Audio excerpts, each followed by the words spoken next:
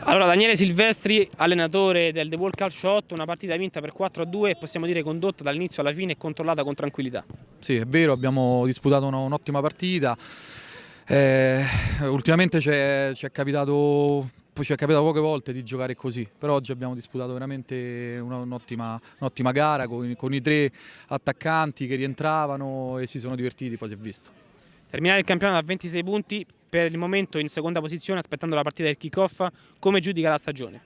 Stagione, beh, gli obiettivi erano sinceramente diversi, puntavamo almeno ai playoff, però onore al Progedim che ha vinto il campionato con 8 punti, più di 8 di vantaggio e speravamo qualcosa in più, però punteremo sulla Coppa Italia.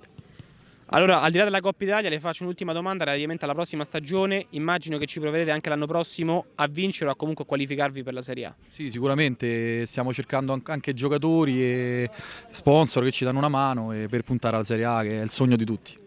Ok, grazie mister. Complimenti, è Grazie, disponibilissimo.